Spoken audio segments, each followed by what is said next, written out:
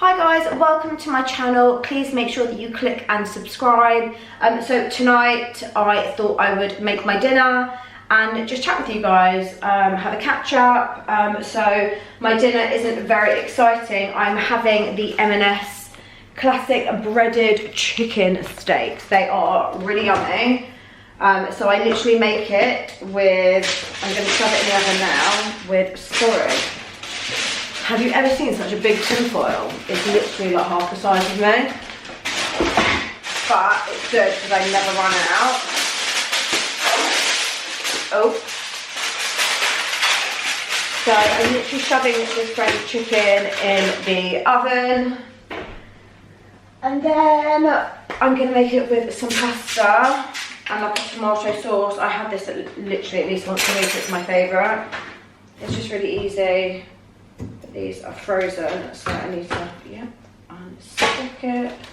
So I literally buy these from M&S. You can buy like 3 for £10 or something. Shove it in the oven. It does take ages to cook from frozen though, so I'm going to be waiting a while. Let's put this back in the freezer. And now I've got to sit and wait until my dinner's ready. Do you know what? I'm going to chat to you when my dinner is ready. Although someone actually said on my last video that they didn't like that I was eating. But anyway, if you're not familiar with this, like this and these incense are literally a game changer. If you spend loads of money on candles, diffusers, and you feel like they don't really smell out a room, I got these from like a shop near me. It's like a crystal remedy, you know, one of those shops, like a psychic shop. Anyway, I light it and then you just put it in the holder and it smells. I wish you could smell it. This one is, the scent is myrrh, so you know, like frankincense and myrrh. I mean, I didn't actually know that myrrh was a smell on its own, but it smells amazing. I'm just lighting it on the hob because I'm really lazy. But honestly, it actually really sets my mood for the evening. Okay, let's hope I don't make the smoke alarm go off. And then I literally just place it on the side. Actually, where should I put it? Excuse the mess all on my kitchen counter. I mean, does anyone ever not have just crap lying around everywhere? So I've just cooked the chicken, the pasta is cooking. And I literally just chop it up into really little pieces. And then I'm going to mix it in with the sauce and the pasta. It's really yummy. I'm no gourmet chef. I'm literally just putting all this chicken into the bowl. Not the bowl. Saucepan. Yeah, I'm throwing it all over the place. And then leftover dolmio from the kids' dinner. Shove it all in. Oh, that's really good. Trust me, it's good. I know this is like proper like boring, and yeah, my kids would eat it, but I am quite a plain eater. But sometimes I don't think you can go wrong with just something super easy like this. Look how good that looks. Yum. This feels super weird. I'm like sitting here having a conversation but no one's here. But do you know what? It actually kind of feels like I've got a bit of company. Let's see the verdict. It's good. But now I am a bit self-conscious that I'm going to be chewing too loudly. Or a few people that told me that they didn't want me to do videos while I was eating, but then don't watch. I actually wanted to talk about some of the stuff that I've learnt with the child psychologist. A lot of people have been messaging me about it. It's really, really interesting to hear a completely different perspective about children and their behaviour, because I'm not going to lie, I've never really done the whole like gentle parenting thing. Not that I haven't believed in it, I just think that you've got to be a certain way in order to stay calm. And anyway, I always personally thought that certain things that children did was due to being naughty or badly behaved. So, you know, if you tell a child not to do something and they do it, that's naughty behaviour. If they hit, that's bad behaviour. And I've, you know, with Blake and I growing up, I've done the naughty step. I've done reward systems where if you are naughty, things get taken away from you. Toys get taken away, you know, punishments, consequences of their actions. And having spoken to this woman, I almost feel this like massive guilt, because how she explains it, it's not really about them being naughty. They're not of an age where they really understand how to be naughty. They act out or act in a certain way due to either being frustrated because they can't express their emotions, or it might be down to like anxiety.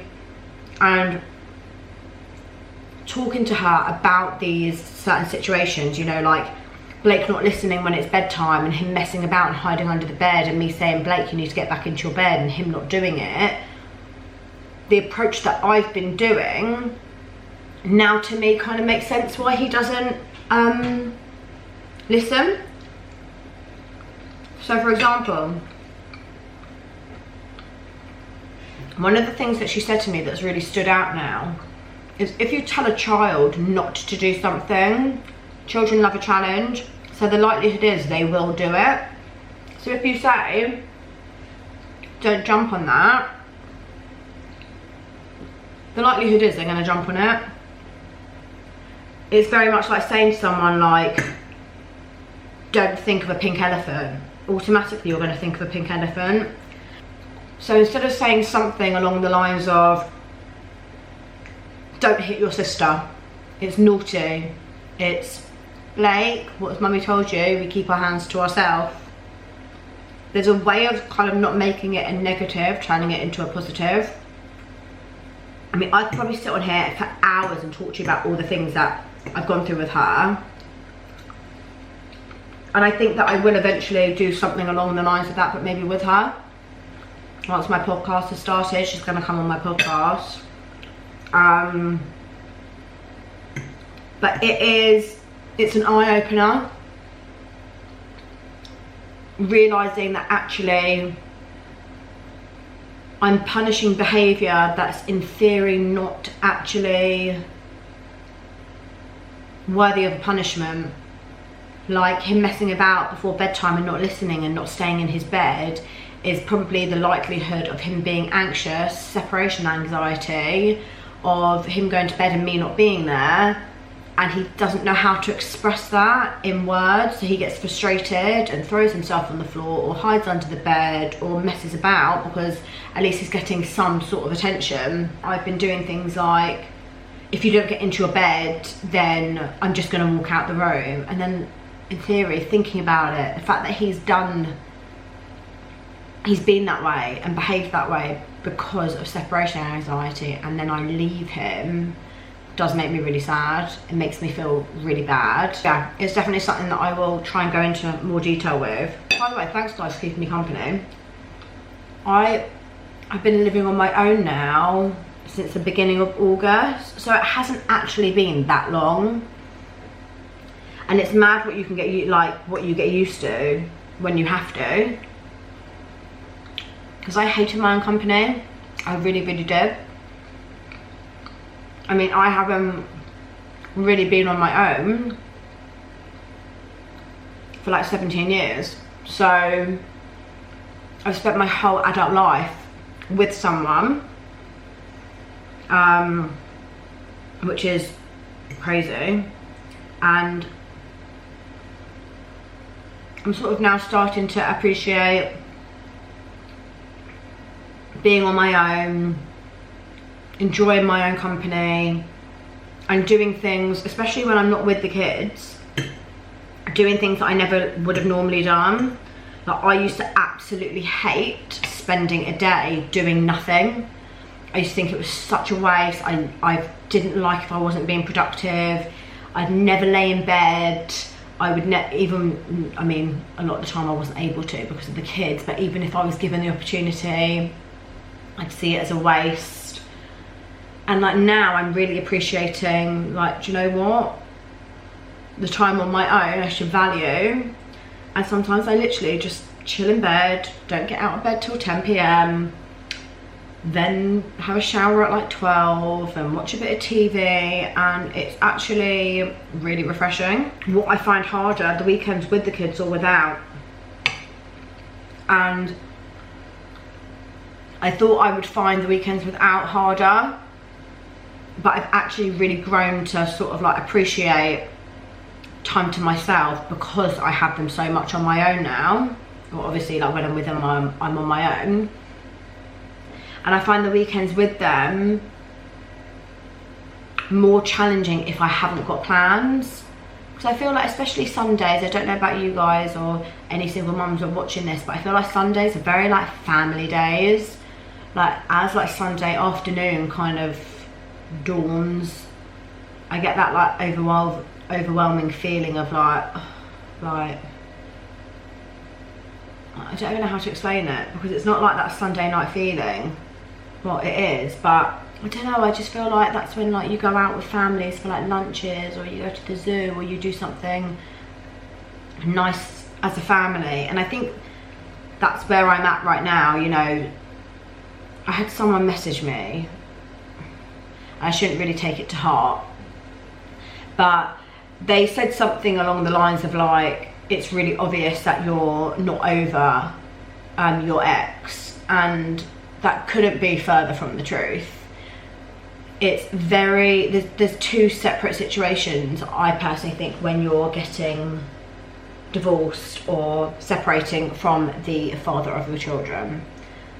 It's having feelings and then no longer having feelings for this person, and eventually being over them and moving on from that person. And then there's accepting and moving on from the actual situation. It's not as simple as, now that I don't love him anymore and now that I'm over him, I'm all good and I'm healed and I'm great and I'm always happy. It's once you've got over that hurdle, I think it does take a lot longer to accept the broken family, to accept that you're not going to do things as a unit, to accept the family holidays are never going to happen, to accept that you're now bringing up your children on your own. Maybe also finding it tough to accept how you've been treated, or what's happened, or what's been done. That to me is a completely separate matter to the other side of things. I've realised me doing this and eating just isn't gonna work, because like I've had like 3 mouthfuls, because once I start talking I don't stop. And now my dinner's cold. But like the Q&A that I did last night, and it was all about, you know, what advice can I give to people? And I'm never ever going to claim that I'm a professional. I'm only a few months down the line of separating. I'm absolutely no expert. I just like giving advice if I can help someone. And a lot of you seem to really resonate with not being able to accept or get over the trauma's the wrong word. Just realising that all the plans that you had aren't going to happen anymore. It's not just about that individual. You know, it's about, you know, coming up to Christmas, and everything's very family orientated around Christmas when you've got kids. I'm not saying that like you can only go to Winter Wonderland if you're a full family, but you know, it's stuff that we've always done together. So I'm trying to think this Christmas of different things that I can do. I mean, I'm even going to try and do the tree differently, just so nothing reminds me of old Christmases.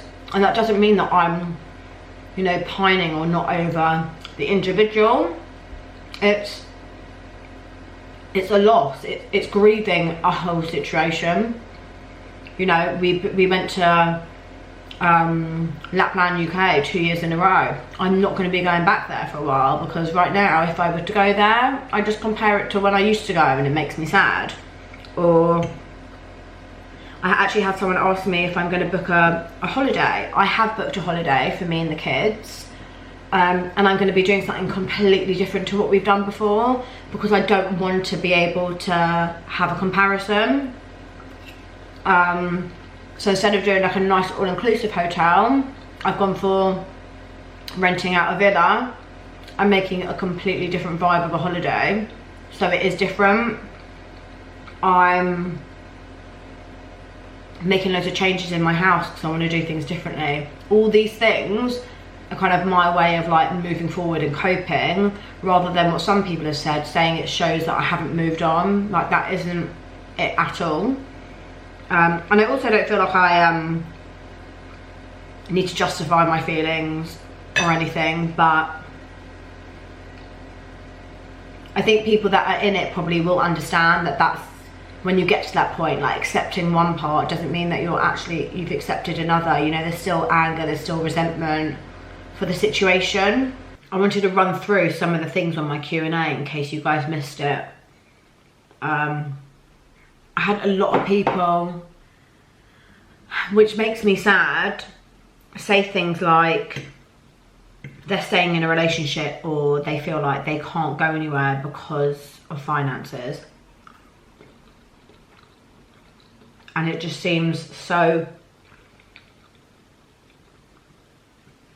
sad to stay with someone for money. I'm not saying that it's as easy as, do you know what, money isn't important, so leave. I understand that if you're not financially stable, it does make it harder, but life is just so short.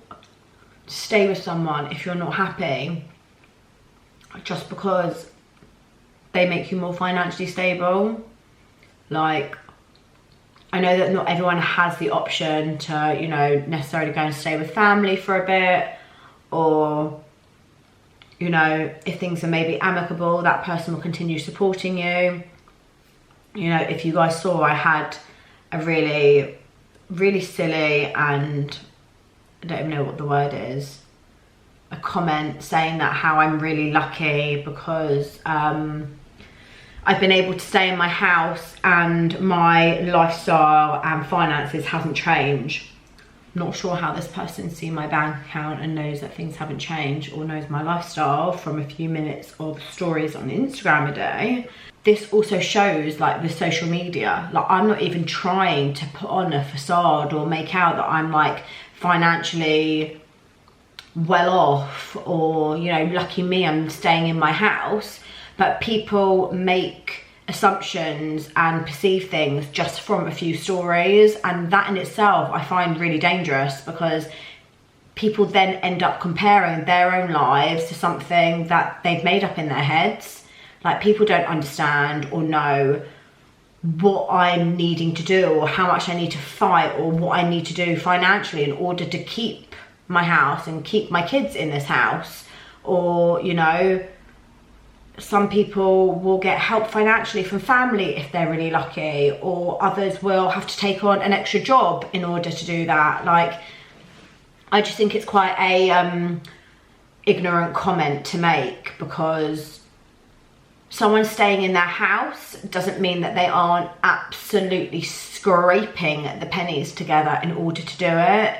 So don't assume that someone is lucky unless they've turned around and literally said, I'm so lucky I get to keep my house and not change my lifestyle.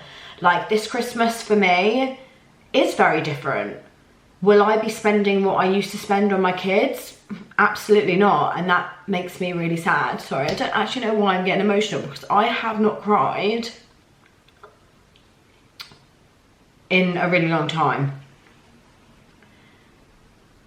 Christmas is a really, really hard time of year. I think there's a lot of pressure, especially on Instagram. I don't mean because I'm an influencer or because I show everything on Instagram. I mean in general with social media. people compete without even realizing, you know, or you see someone's bought this whole, you know, they do a shopping haul, Christmas shopping haul, and don't get me wrong, like I will be doing one, and because people ask for it and I want to be helpful and show people like, oh my god, you should go and get this present, because although it's £30 in Smiths, you can get it for 25 in the Amazon sale, etc, etc. But it's so easy to look at someone's story and look at all these gifts that they've bought for their child and be like, oh, I wish I could do that, but I can't. And have I been, you know, last year I work hard, and we bought some really, really lovely things for the kids last year. And although I still work hard, my finances and my financial position have changed. I've gone from 2 salaries to 1. So, you know, Christmas is going to be different this year. I do have to be more careful. I have to, you know, if I see a toy, I'm Googling it and checking where I can get it from and where's the cheapest place, and should I try and hold out for, you know, Black Friday, but then will some things go, and I need to try and find smaller, cheaper, loads of toys rather than loads of big ones. And I just think that I kind of forgot where I was even starting from in the first place. Oh yeah, people not leaving their partner because of finances. Like, I get it. Trust me, I get it. But life is too short to not be happy and be with someone for stability instead of like being content. Like, money does not buy you happiness. I understand that it can help, but now my dinner's so cold.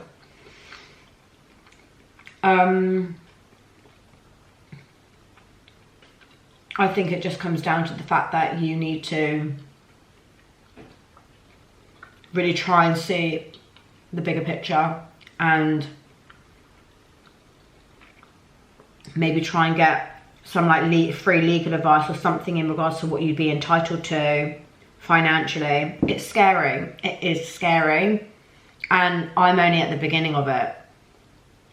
You know, I've got the kid's birthday next month, and again, like, it's having to do things and be careful in certain ways that I wasn't before.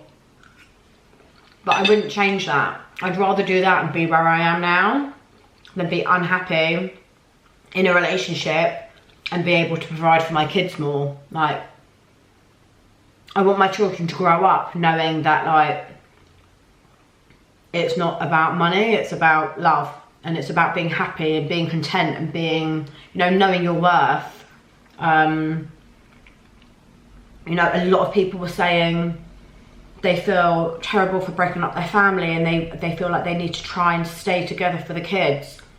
Again, don't get me wrong, I think I did that for quite a while. No one wants or plans to get married or have kids with people to then not be with them. I genuinely felt like I had failed. I'm a perfectionist, I'm a control freak, I try and do everything to the best of my ability. And knowing that I was failing in what people, I guess, you know, the perfect life is you get married and live happily ever after and have this amazing family, like, it really, really affected me that I was failing at that. And I took it on, like, I took it personally, like I had done something wrong. And I know now through, you know, the therapy that I've had and the healing process that I'm going through, like, that's not me. It's not a me problem. It's not any individual problem. Like, sometimes people don't work out, you know. You can either grow together or you grow apart, or just shit happens. And it's funny because I've never really, like, seen a stigma for, like, single mums. I've never, like, looked at a single mum or heard of a single mum and been like, oh god, like, yeah, single mum. But the minute I became that, like, name, or that was in that category, I felt like I was, like, lower, or, like, I don't know how to explain it. I felt like I was less worthy than like a married woman still in like a loving family. But that it shouldn't define you.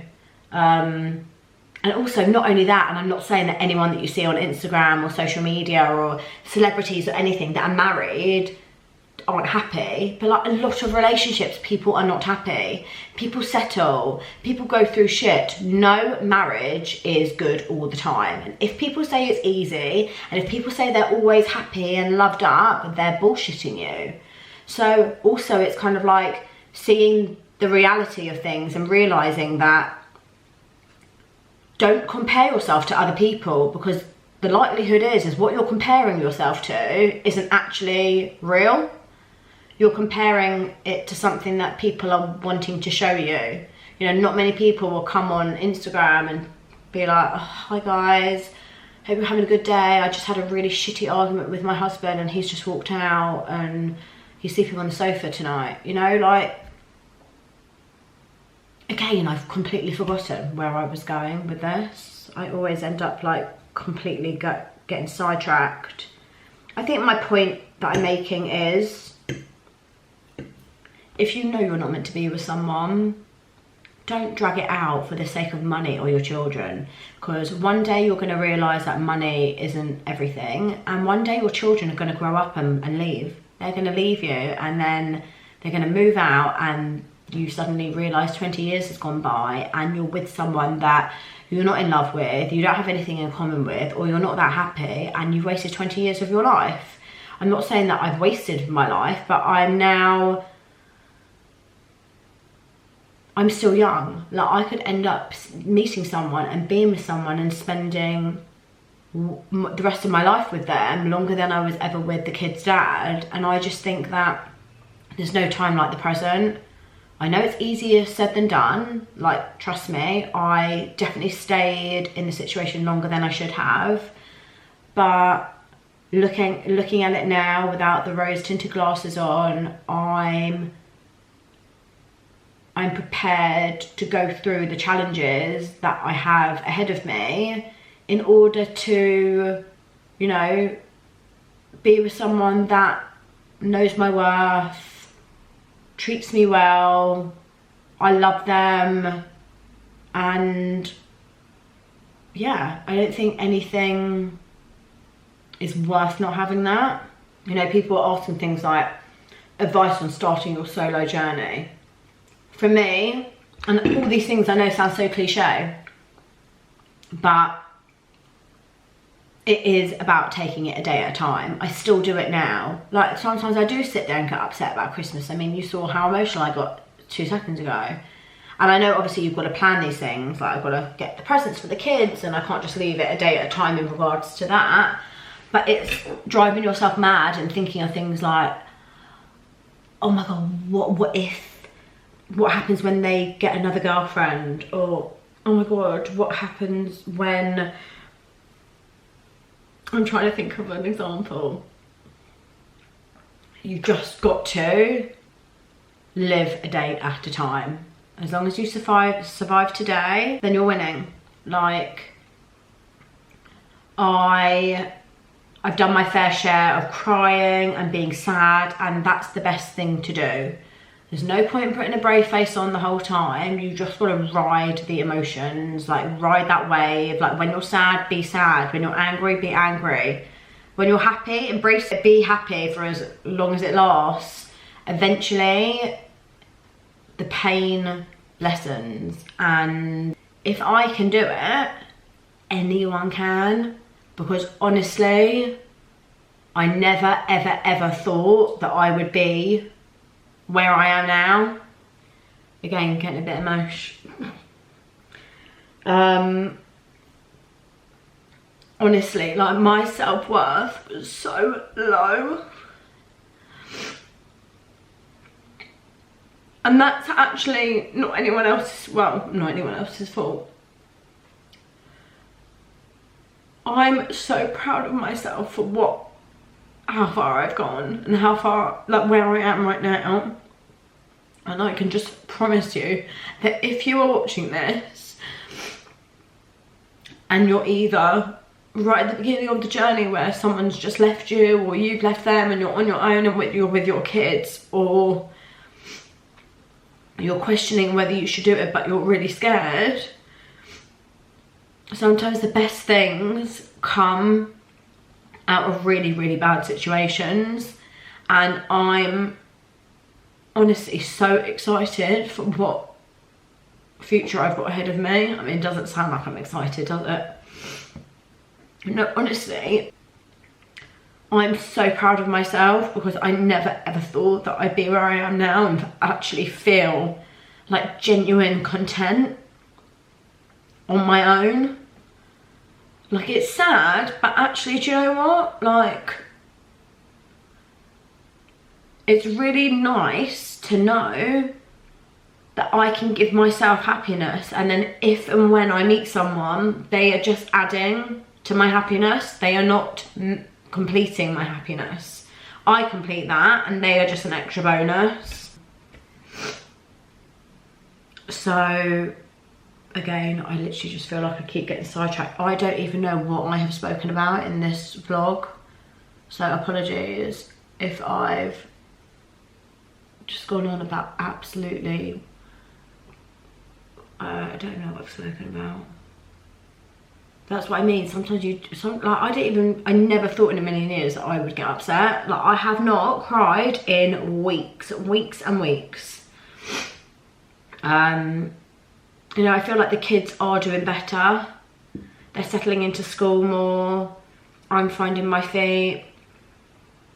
And I'm actually now at a point where I am excited for Christmas. Before, I was really dreading it. I've got like Christmas and my birthday. I've got the kids' birthday. I've got loads of things like organised that are really fun. And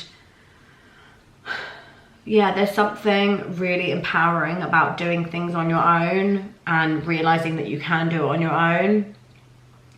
Like even putting air in your tyre, which I did.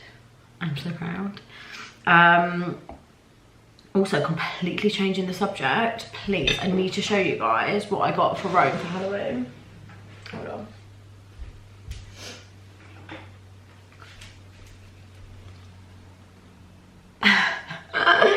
So I've actually left it out at the moment because he's scared of it. So I'm leaving it out so he gets used to it, with the hope that in a week's time he wears it. But please, how freaking cute is that?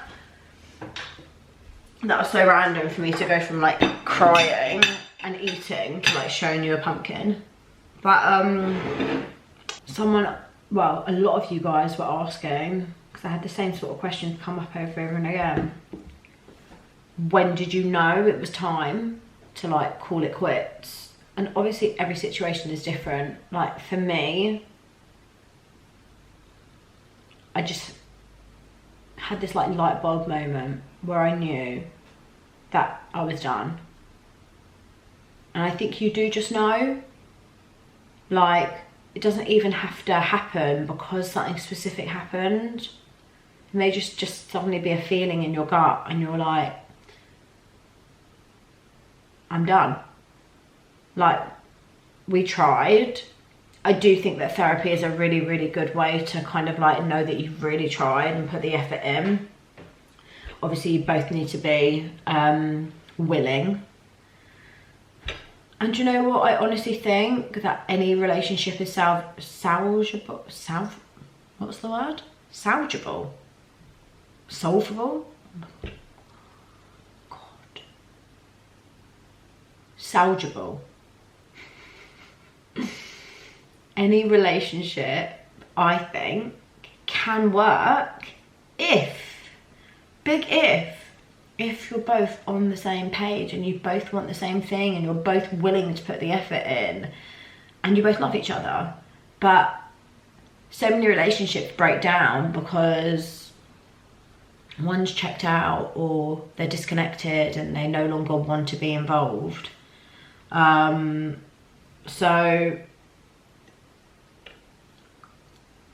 I think when you know, you'll just know.